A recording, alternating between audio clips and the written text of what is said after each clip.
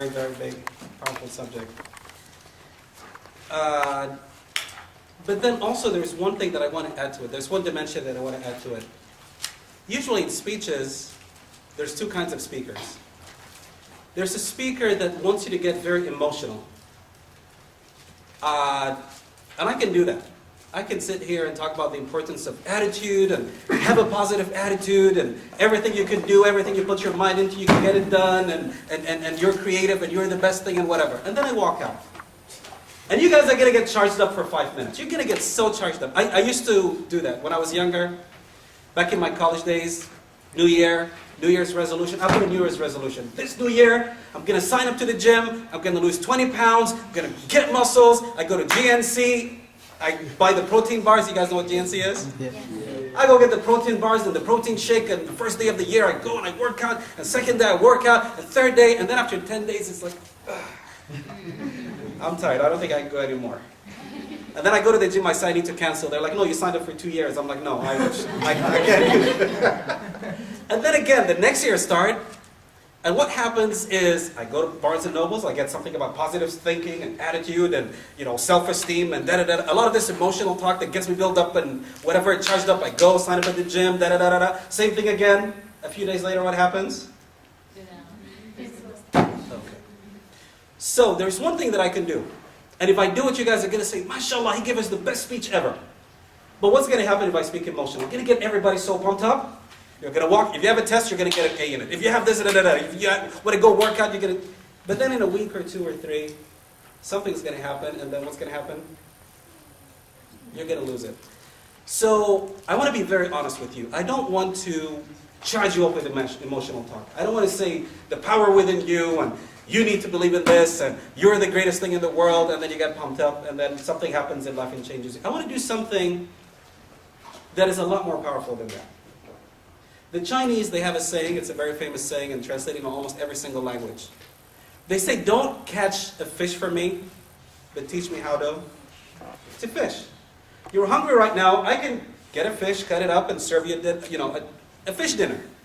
And you're going to eat, and you're going to be full and happy. But then tomorrow, when it's time to eat again, you need another fish. And the day after that, you need another fish. And the day after that, or I can teach you to fish. Now if I teach you how to fish, you can go get the fish whenever you want. You can have 1, you can have 10, you can cut it, you can fry it, you can grill it, you can whatever, right? And so what's more important is I don't want to pump you up and give you 1 fish, and you're happy, and you go and you do good in that test, and you do that and whatever. And then something happens in another part of your life, and you're struggling. But I'd rather teach you how to fish. I'd rather give you the tools that will guarantee you that continuity. There's something within us, and that's the true attitude. That's the true attitude that we're talking about. We're not talking about the attitude of, hey, I'm the greatest thing in the world and I can do whatever I want, and something that happens and hits us and boom, I'm out. But the actual tools, that we have the tool set within us, that no matter what challenge is in front of me, I can accomplish it. I can do it. And that's what I want to talk to you about today. I have about 7 steps. 7 or 8, we'll call them the golden rules. The first one is the power of perseverance. The power of perseverance. The biggest mistake that people have is they think life is easy. Okay?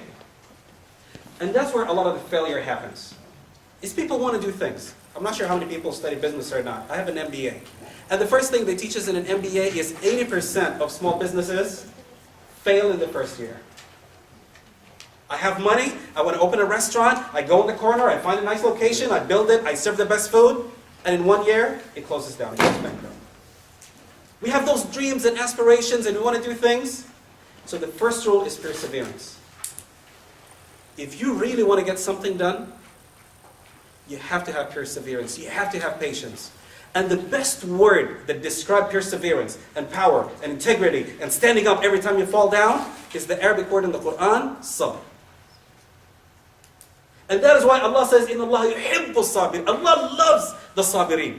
Allah loves the person that gets knocked down and they stand up again. And they get knocked down and they stand up again. Allah says, I love them. So not only is it a good character for you, but it's a character that makes you a better Muslim. It makes you better in your profession. It makes you better in your education. It makes you better socially. It makes you better economically. And it makes you better as a Muslim. is sabr, is that perseverance. In an interesting story, there was a medical doctor in Egypt, so busy in life. And then he said, you know what? I have spent 30 or 40 years of my life studying medicine and working as a doctor. He said, I want to spend 1 year of my life memorizing the Quran. I spent my whole life in medicine, and I want to spend some time for Allah. He said, I want 1 year to dedicate just to memorize the Quran, and the best way I can memorize it. Where's the best place I can memorize the Quran? They told him there's an imam in Medina, his name is Imam so-and-so. This imam, in 6 months, he will make you memorize the entire Quran. 6 months. He said, okay.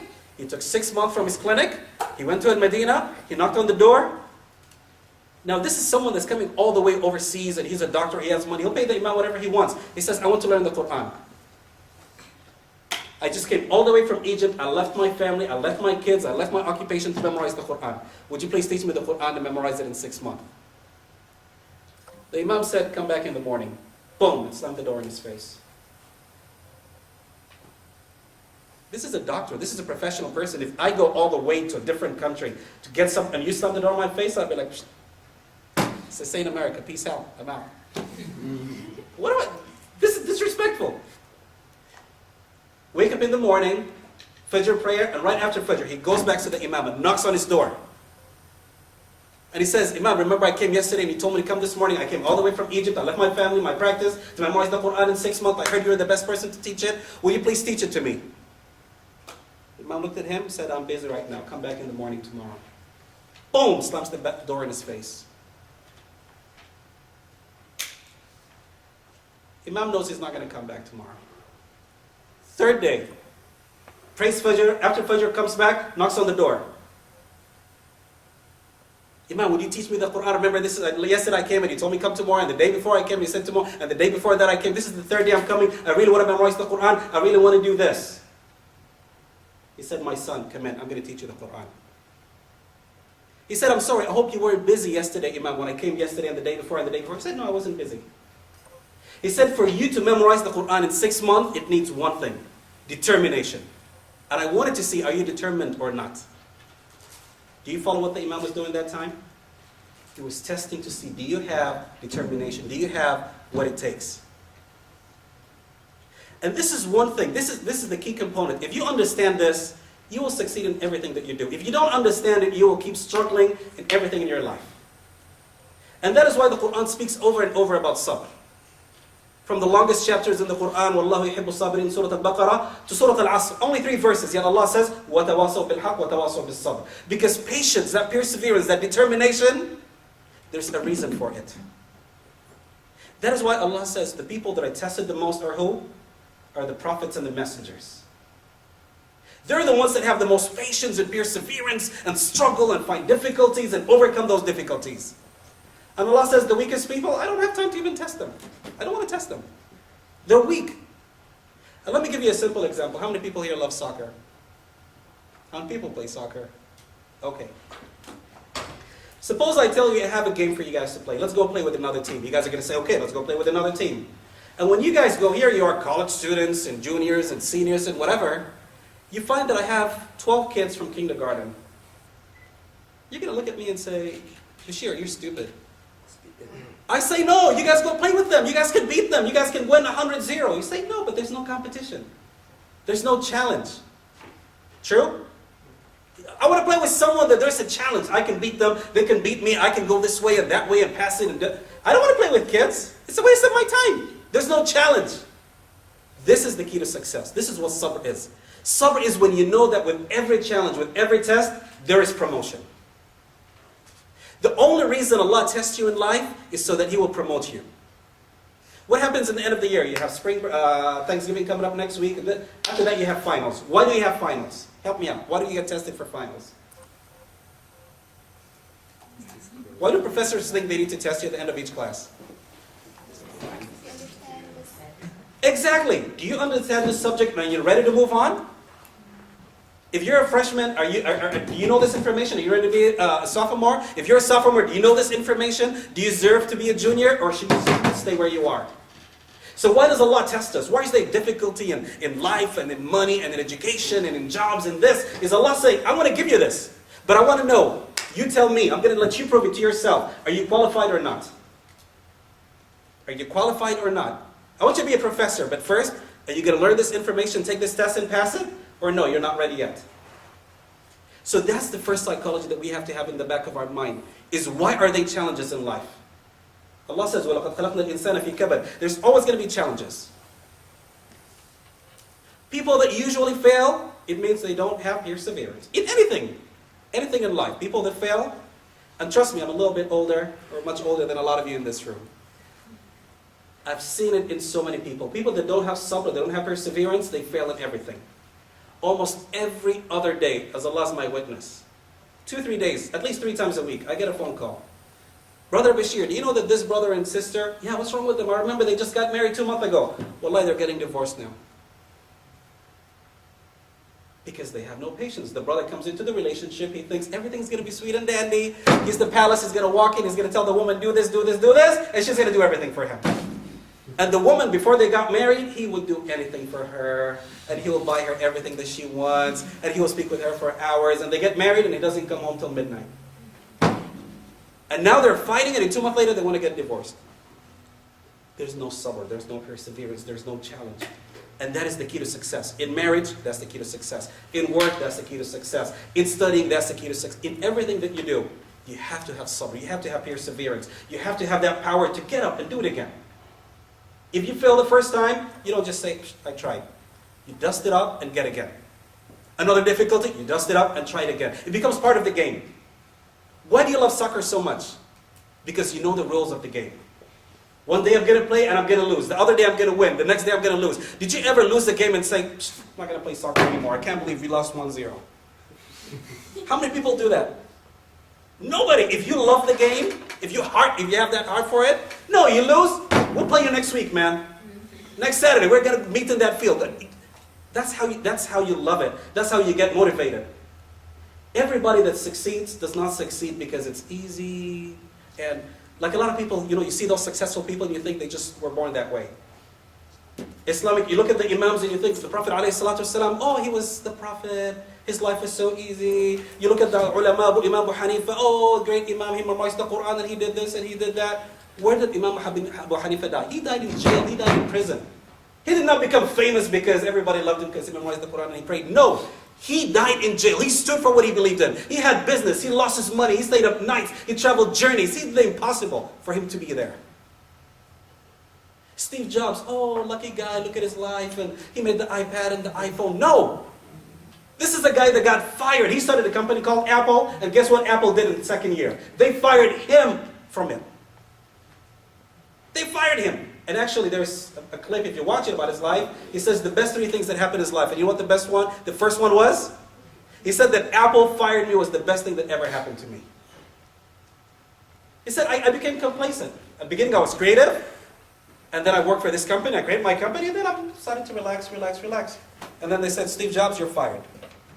He said, when they fired me, I'm like, oh, I have to be creative again, I have to think again. I have to reinvent myself again. And so the first thing for you to succeed in life, the first thing you need to change with your attitude is don't think that everything is smooth sailing. If you think it's smooth sailing, you're going to fail. You think that school is going to be easy and you're going to get straight A's, you're going to fail. You think that after you graduate, you're just going to get a job and everybody's going to say, mashallah, open the door and please come in and it's going to be nice and roses? No. You think you're going to get married and you're going to find your Prince Charming and you're going to find your princess, whatever. You think it's going to be smooth sailing? No. But when you know the rules of the game, just like in soccer, just like your games, you don't know. There's times where we're going to win, there's times where we're going to lose, but I have to get up every single time and I have to practice more and I have to do this. Which reminds me of a very interesting story of a basketball player in high school. He transferred to a school in Chicago in his senior year. And they had tryouts. And the coach had everybody try out. And he looked at him and said, sorry, you suck. The exact words the coach said to him. He said, you suck, you can't play in my team. But coach, I can play very good. He said, no, you suck, you're not playing in my team next year. He said, okay, coach, can you do me one favor? He said, what is it? He said, just give me this summer, okay? Beginning of the year, test me again. He said, okay, I'll test you again. 3 months, every day for 90 days, this person went to the gym, shooting hoops, playing, doing this, doing that. After 90 days, he went and tried out again. Coach said, okay, you're ready to join. He thinks, I think you can make the team now. And this person kept playing every time before and every time after. Remember, the coach would not let him play, but he did not sit back. He kept motivating. And you know what the name of that player was? Michael Jordan, the greatest basketball player ever. His high school coach said, sorry, you can't play in my team. You're not good enough. But he did not sit back. So the first thing we need to understand is sabr. Is that power of determination, but not one time. I'm going to fail. But what am I going to do when I fail? I'm going to get up again. I'm going to try my best again, just like in soccer, just like in our faith, just like in everything. No, I'm going to keep up. Stand up, stand up, stand up, stand up every single time. That is what makes life beautiful. That is what makes legends. That's what makes great people. The greatest people in life are the people that have fell 1,000,000 times. But every time they fall, they stand up again. Every time they meet a challenge, they get up again. And that's what makes greatness. That's the first secret of any great thing that you can do. Is that in anything that I do that I might fall, I will stand up and try again. Now we go to the second thing, and all of you are college students. Some of you might already be seniors, so I'm not sure how far or how late this advice might be, but I'll mention it. The importance of specialization.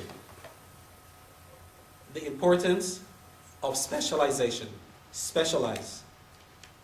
One of the biggest problems that people do their entire life is they go in too many directions and they never accomplish anything in life. You guys follow me so far?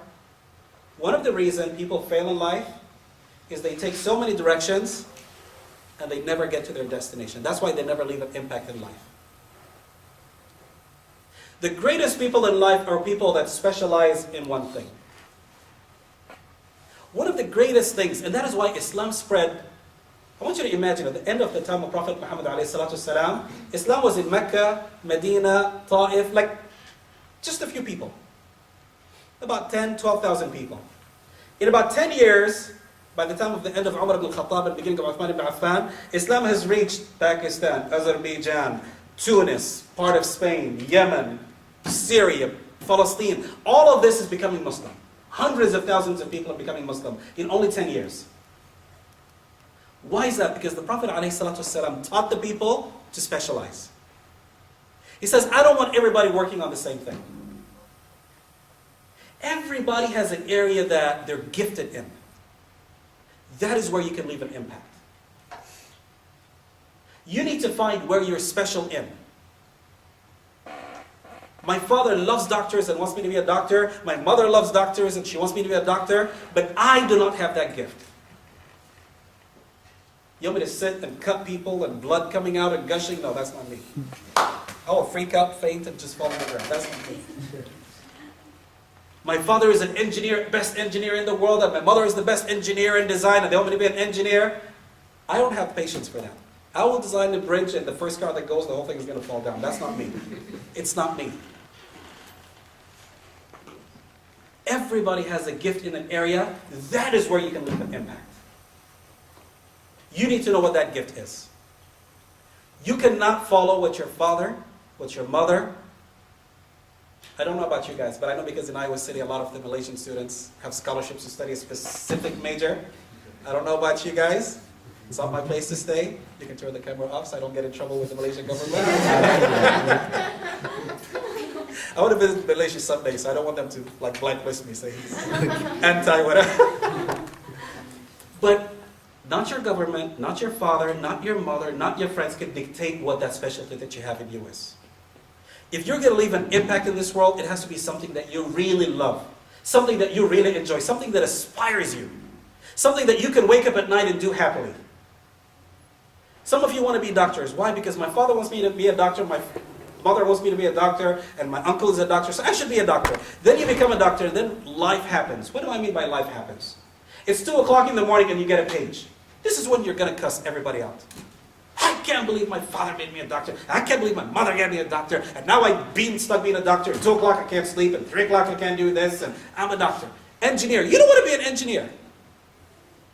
You want to be something else. There's an area that inspires you. But everybody else tells you, be an engineer, be an engineer, be an engineer. What's going to happen to you at 2 o'clock in the morning when you get paid and you have to go into work? If you don't like it, you are going to live a miserable life. 60% of Americans are on antidepressants. They're depressed because people tell them, eat this, drink this, wear this, don't do this. And so they do it, but they're not happy. 60% of the people are on what? Antidepressants. Because they don't know what is truly inspires them, what makes them successful, what makes them happy. So the second thing is specialize in what makes you happy, in what makes you excel. The Prophet ﷺ, at the beginning when he migrated to Medina, he was asking the Sahaba, how do we invite people for Salah? How do we call people to Salah? They didn't have the adhan back then. They didn't have the call for Salah back then. So he said, how do we call people for Salah? And so some of them said, why don't we have a bell and we will hit the bell. Other people said, we'll have people scream at the side of the road, time for prayer, time for prayer. And then in the morning, someone came running to the Prophet. Umar ibn al-Khattab came running to the Prophet ﷺ. He said, Prophet of Allah, I had a dream last night. He said, what is the dream? He said, it was time for Salah, and I heard someone calling, Allahu Akbar, ashhadu an la ilaha illallah, the whole adhan. He said, we should call people like this. The Prophet ﷺ was very happy, very encouraging. He said, yes, we should call people like that. And we'll call it the adhan, and we'll call people like this. Umar ibn al-Khattab said, okay, Prophet of Allah, let me give the adhan. The Prophet ﷺ said, no, Umar, you sit down. Let Bilal give the adhan. He said, why? I had the dream. It's my idea. He said, no. إِنَّهُ أَنْدَى مِنْكَ صَوْتًا. Bilal has a very beautiful voice. In other words, someone like me, if I give the adhan, people are going to get scared. They're going to run away. I don't have that beautiful voice. But some people, they have the voice, subhanAllah, it attracts you. So the Prophet ﷺ is teaching us what? Specialize in the area where you can excel, where that you enjoy, where you're going to get creative, where your creativity is going to be inspired. When it comes to the voice and calling people, you want that beautiful voice that you're shopping, you're in the market, but you hear the adhan and you're like, you stop. The voice forces you to stop. It's just like in Tarawih. I know a lot of people that, when I was in Florida a few years ago, we had masjids. One masjid is here, close to where I live. Another masjid is about 20 miles away. And most of my friends will drive 20 miles away every night. Guess why? Because the imam here in Tarawih, you're like, oh my God. Yeah, and when you pray, you're just like, Allah, please accept this one. When you go to the other masjid, even though it's 20 minutes, even like half an hour away, but subhanAllah, if he prays the whole night, we don't care. His voice is so beautiful. He sounds just like Sudais from Haram. Wallah, if he prays the whole night, we don't care. We just keep going. We're good. Keep going. Yeah, and mashallah, you guys know what I'm talking about, right? And that's what I mean. Same thing. Everybody has a specialty. Find that specialty within you. Maybe the greatest thing that you have is in education. Maybe the greatest thing that you have is in engineering. Maybe the greatest thing that you have is in medicine. Maybe the greatest thing that you have, it's a passion that you have within you. Find what that passion is so that you will excel in it. So that you can help, so that you can leave a print. You can't leave a print in something that you don't like. You can fake it for a minute. You can fake it. I could study engineering and probably get a few A's, but I'll change my major a little bit. I could study medicine and probably first 2 years, probably get straight A's, but then after that, So you can fake it for some time. But for you to really succeed in life, choose the thing that you love and make that your specialty. Number 3, especially for you as college students. Find that extra niche. Find that extra edge. What do I mean by that? How many people here are studying engineering? Okay. How many people in Iowa State do you think are studying engineering? 1,000? Okay, more. What makes you special? Some of them have better grades than you. What makes you so special? You're going to go to Malaysia and work there for the what? How many people studied engineering and have more experience than you in Malaysia? What makes you special? Oh, maybe I'll go to Dubai. I heard Dubai has a lot of money. Well, guess what? How many people do you think are waiting for jobs in Dubai that have the same degree that you have? From better schools, same schools. So, in addition to your specialty, find one thing that's going to make you extra special. What's that extra step that you're going to take that's going to make you better than them? Maybe it's that extra love of computers. Even though you're an engineer, but you take that extra computer class. Maybe it's that extra study of language. There's millions of engineers. You're an engineer, you're going to go to Malaysia. There's millions of engineers in Malaysia. But now you know the government is doing this extra deal with China, and then you say, you know what? Let me study Chinese. That's what's going to make you different from anybody else. There's always that extra step that's going to put you above everybody else. Maybe it's that extra language. Maybe it's that extra computer course. Maybe it's that extra, you know what? You're a more social person. In my case, it was very interesting. In my case, my major is computer science. And there's thousands of computer programmers. And they all go to the interviews, and half of them get jobs, and half of them don't get jobs. But as I'm studying computer science, I realized something. I'm a people's person. I love people. So I started taking things in communication. Speech communication. How do I communicate with people? And you know what? It's one thing that helped me in my interviews, in my jobs, in my promotions, and later I got an MBA. It's because computer programmers are very smart. But you know what their problem is? They can't speak. I work with programmers. I know that. Their problem, there's a lot of programmers that are a million times smarter than me. But when you get them in a meeting, they don't know how to speak. Wallahi, they don't know how to speak. But I felt I have that extra edge where I'm good in communication. Let me make that better. I took more communication classes. I got an MBA. So what happened when I worked as a programmer? When they're looking for a programmer to promote to be a manager, I'm the one with the MBA over here. Hello, hello. I got promoted with an MBA as a manager.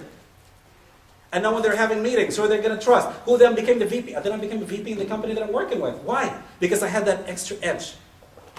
Always look for that extra edge. And this is what made the Muslims so great, is they had their area of specialty. The Sahaba, the scholars, they all have that area of specialty, but they always looked for that extra edge. And I'll give you one very funny yet powerful example. After the Battle of Badr, the Prophet ﷺ, they captured the prisoners of war. What do we do with them?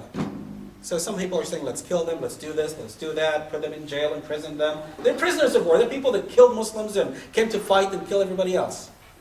The Prophet ﷺ made a very interesting decision. He said to the prisoners of war, whoever from you teaches 7 of my friends, of my companions, to read and write, they're free to go. Shows the importance of education in Islam. Here's someone that killed people in the battlefield and wanted to kill you, and yet you're saying, teach 7 of my friends to read and write, and you're free to go. So now in the masjid, the prisoners of war are there in the masjid, they're teaching the Muslims to read and write. Whoever teaches 7 is free to go. There's an old man that's 70 years old. He's the one narrating this hadith. He said, I was 70 years old. I am too old to do anything. But you know what? I heard that there is prisoners of war from the kuffar that are teaching Muslims to read and write. I said, let me go. I'll learn how to read and write with them. He said, I went there. I know that I'm old. Even if I learn how to read and write, it's not going to help me in anything. I'm too old anyways. I'm going to die. But you know what? Let me learn. Maybe someday I'll learn I might benefit from it. He said, from those people, in the Battle of Badr, I learned how to read and write, read and write, read and write. I became very good in reading and very good in writing, and I'm 70-some years old. 10 years, about 13 years after the Battle of Badr, after the Prophet ﷺ has died, after Abu Bakr as-Siddiq has died, after Umar ibn Khattab has died, Uthman ibn Affan is the Khalifa. Uthman ibn Affan says, let's get the books and the different pages of the Quran and put it into one book and call it the Mus'haf, call it the Quran. He chose 3 of the best Sahaba. One of those 3 Sahaba was that man who now is 80 years old. And every single time you open a Quran, open it to read it, he gets the same reward that you get. Because at the age of 80 years old, he decided to read and write. He took that extra step. He said, I know it's not going to help me anything else, but you know what? Let me give it a try. I'll read and write. A few years later, the opportunity came. That gave him the extra niche, the extra edge. Uthman ibn Affan said, I want 3 people that can read and write very good and do this. He was one of them, and every single time anybody reads the Quran in the entire world until the Day of Judgment, he gets the same reward that you do. Because he took that extra edge. Always look at that extra edge. Now the 4th thing that would help us in leaving an impact. And this is going to sound very strange. And this is going to sound very un-Islamic. But I will justify myself in a minute. And actually I'm going to pick on the pies program.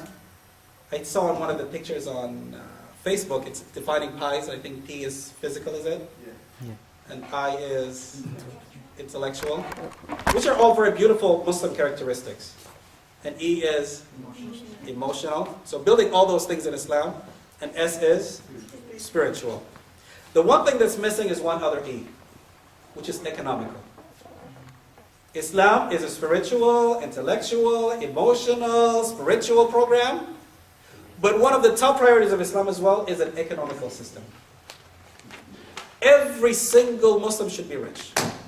I'm going to say it, it's going to sound very strange. You're going to say, the Prophet ﷺ was very poor, and the Sahaba were poor, and you're speaking nonsense, and I can't believe you're telling us to make money, and what's wrong with you?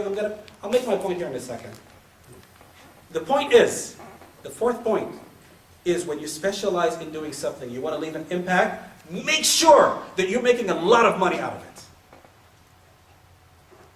Make sure when you study something, it's something that brings you a lot of money. Don't study something and specialize in something that there's no income in it. But rather specialize in something that can help you bring wealth into it. You follow my premise? Now I need to prove to you in this world that it's beneficial, but more importantly that Islamically it's beneficial. Islamically, the Prophet ﷺ says, a Muslim that is strong and wealthy is better in the sight of Allah than a Muslim that is poor and weak. Hadith number 1. Hadith number 2. I have studied business. I've got an MBA. I've had to do research on all the business people, the great people, the Warren Buffetts of the world, and the Steve Jobs, and a lot of those people. And do you understand that I swear to Allah, I have never found a more successful and intelligent businessman than the Prophet ﷺ. There isn't a businessman that I know that is richer and more business thinking than the Prophet ﷺ.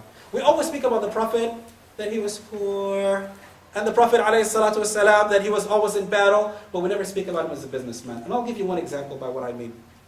And I see one of the brothers from Iowa City is here, which he probably might have heard this before. The Prophet ﷺ, he did business with his wife Khadija. And the people of Al-Medina, they used to travel, the people of Mecca used to travel from Mecca to Asham, which is the land of Syria and Lebanon. Lebanon and Syria, it's called Asham. So they used to travel from Mecca because they don't have any fruits, it's just all desert. They used